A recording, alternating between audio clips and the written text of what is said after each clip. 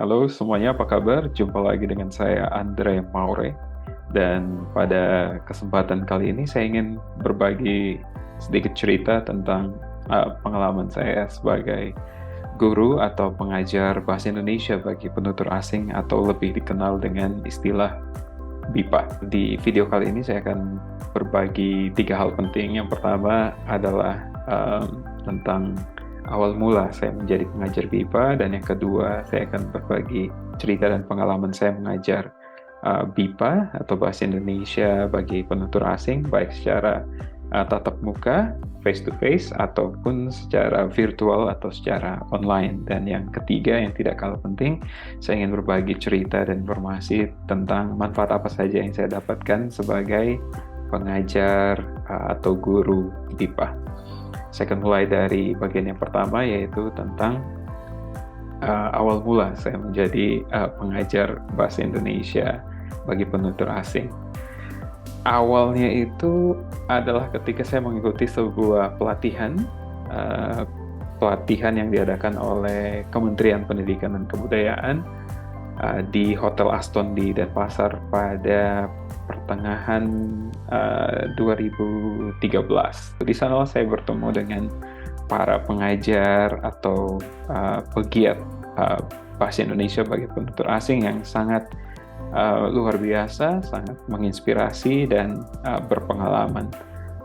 Saya belajar banyak hal dari mereka dan termotivasi untuk juga menjadi salah satu pengajar BIPA. Tapi sampai akhir tahun 2013, bahkan sampai awal 2014, saya sama sekali belum mengajar BIPA. Saya baru mulai mencoba untuk mengajar BIPA atau Bahasa Indonesia bagi penutur asing ketika ada kesempatan untuk mengikuti program RTV, ya, atau Reciprocal Teacher Visit, semacam program pertukaran guru dari Indonesia, waktu itu dari ILF Bali tempat saya bekerja, dengan WILTA. WILTA ini adalah singkatan dari Australian Indonesian Language Teachers Association atau Asosiasi Pengajar Bahasa Indonesia di Australia Barat. Setiap tahun memang program ini selalu dilakukan, dan di tahun 2014 saya meskipun tanpa pengalaman ngajar, hanya bermodalkan pengalaman mengikuti pelatihan pembelajaran dan pengajaran BIPA yang dilaksanakan oleh Kementerian Pendidikan dan Kebudayaan di Hotel Aston Denpasar itu, memberanikan diri untuk melamar program itu. Saya masih ingat betul di satu saat jam istirahat makan siang di kantin ILF Bali, saya bertemu manajer program Bahasa Indonesia, Mbak Dian Wijayanti, dan saya menyampaikan keinginan saya untuk mengikuti program RTV. Dengan dukungan support dari Mbak Dian dan juga manajer di ILF Bali, saya akhirnya mendapatkan kesempatan untuk mengikuti program RTV tersebut, dan saya menghabiskan waktu selama kurang lebih 1 bulan di Australia Barat dan mengunjungi sekitar 17 sekolah yang terdiri dari sekolah tingkat dasar atau SD, SMP, dan juga SMA. Di sanalah saya memperkenalkan bahasa dan budaya Indonesia kepada siswa-siswa dan juga guru-guru di Australia Barat. Pengalaman selama 1 bulan mengunjungi sekolah-sekolah di Australia, tinggal dengan host families atau keluarga-keluarga yang menjadi tuan rumah, bagi saya itu sangat-sangat menyenangkan dan sungguh merupakan satu pengalaman yang berharga, membuat saya menjadi lebih termotivasi lagi untuk menjadi pengajar BIPA. Dan ya, dari pengalaman itu saya akhirnya mendapatkan sebuah tawaran ketika ada satu program yang dilaksanakan oleh pemerintah Australia melalui Kementerian Pendidikan Australia, dan juga bekerja sama dengan ESA atau Education Services Australia. Pada saat itu sekitar tahun 2014, saya pikir pertengahan tahun 2014 hingga akhir 2016,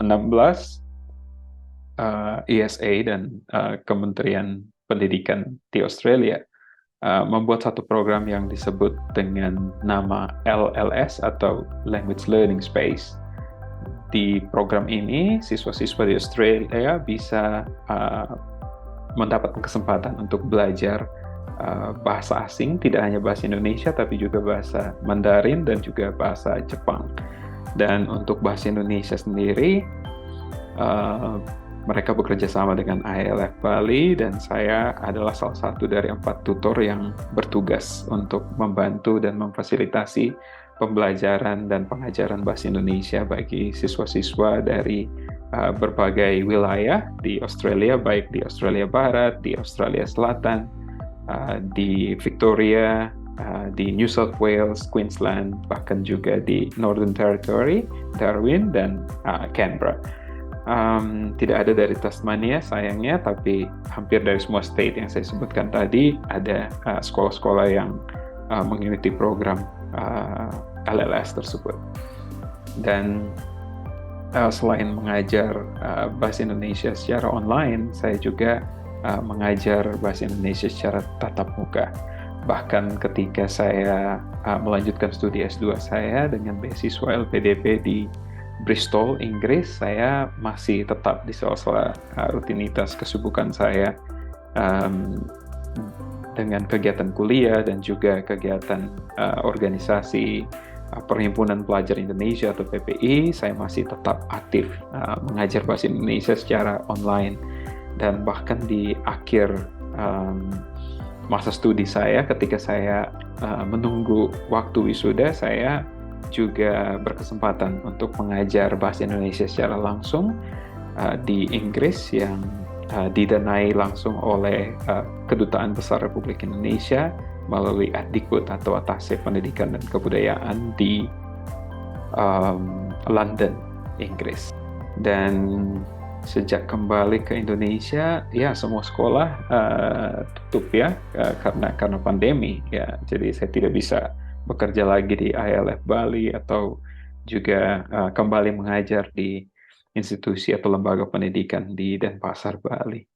Namun untungnya saya mendapatkan tawaran sebagai pengajar BIPA untuk kelas online di Balai Bahasa Indonesia Perth di Australia Barat hingga saat ini. Saya masih tetap aktif mengajar bahasa Indonesia untuk 1 atau 2 hingga 3 kelas setiap termnya. Dan ya, saya sangat menikmati selain mengajar untuk Balai Bahasa Indonesia di Perth, saya juga mengajar program BIPA atau Bahasa Indonesia bagi Penutur Asing secara privat atau secara individu. Saya mengajar siswa-siswa tidak hanya dari Australia, tapi juga dari Amerika, dari Inggris, dan juga beberapa negara lain seperti Belgia, Belanda, Jerman, dan juga ada siswa-siswa yang saat ini berdomisili di Riyadh, Arab Saudi, dan juga ada yang tinggal di Singapura, di Jepang, dan juga di Amerika Latin seperti di Meksiko dan di Honduras. Ya itu pengalaman saya mengajar bahasa Indonesia baik secara tatap muka dan juga secara online atau secara virtual. Nah, apa saja manfaat yang saya dapatkan sebagai pengajar BIPA? Yang pertama tentunya ya tidak dipungkiri lagi, ketika kita bekerja kita ya bisa mendapatkan reward ya, baik secara financial atau keuangan, dan juga ya pengalaman yang paling penting buat saya. Dan yang tidak kalah penting juga relasi atau koneksi. Dan ini tentunya juga memperluas wawasan dan akan sangat menambah pengetahuan. Jadi saya merasa secara finansial ini ya ketika mengajar bahasa Indonesia bagi penutur asing dan ya murid-murid ini berasal dari negara-negara yang cukup maju dan juga dari segi ekonomi mereka lebih baik, tentunya saya bisa mendapatkan income, penghasilan yang sangat saya syukuri.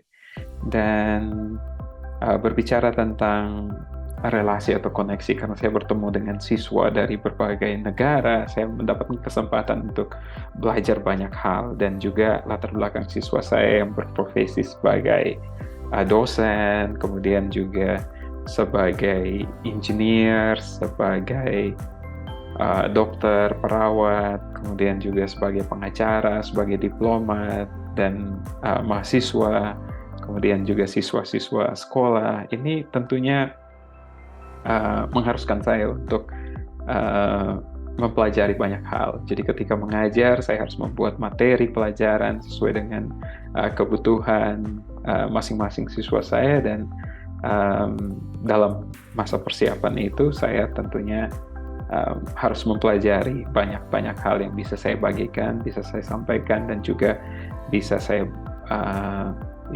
diskusikan dengan murid-murid saya.